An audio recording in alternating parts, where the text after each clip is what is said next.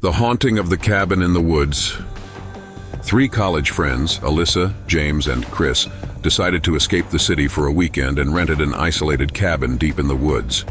The online listing described it as rustic and serene. The pictures showed a quaint log cabin surrounded by towering pines, far from civilization, a perfect place to disconnect. When they arrived, the first thing they noticed was the eerie silence. No birds chirped, no wind whispered through the trees. The air felt unnaturally still. Alyssa joked about it being the setup for a horror movie, and everyone laughed, though the unease lingered in their minds. Inside, the cabin was even more rustic than they'd expected. The walls were adorned with strange, handmade wooden carvings, some resembling faces twisted in pain. Despite the odd atmosphere, they decided to make the best of it. That evening, as the sun dipped below the horizon, they built a fire in the stone fireplace and played card games. The cabin had no Wi-Fi and their phones barely had a signal. Around midnight, the laughter began to fade as an unsettling feeling crept over them. It started with Chris, who kept glancing at the window. "Did you hear that?" he asked, his voice low. James smirked. "What, the sound of your imagination?" "No, seriously," Chris insisted. "It sounded like scratching." Alyssa sighed. "It's probably an animal. We're in the middle of the woods, remember?" But the sound came again. This time all three heard it, a faint scratching like nails on wood coming from the back of the cabin. Alyssa grabbed a flashlight and they went to investigate. Outside, the cold night was pitch black, their breath visible in the beam of the flashlight. The scratching stopped as soon as they stepped out, leaving only the oppressive silence.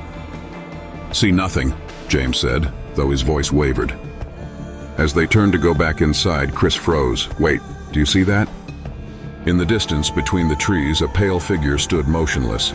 It was hard to make out any details, but its elongated limbs and unnaturally tall frame were impossible to miss.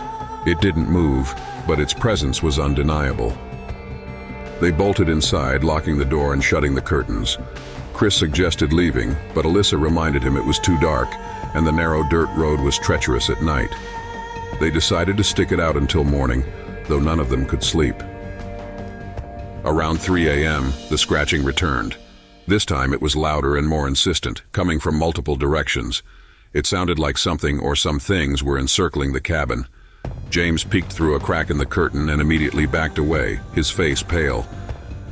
"There's more of them," he whispered. "They're closer."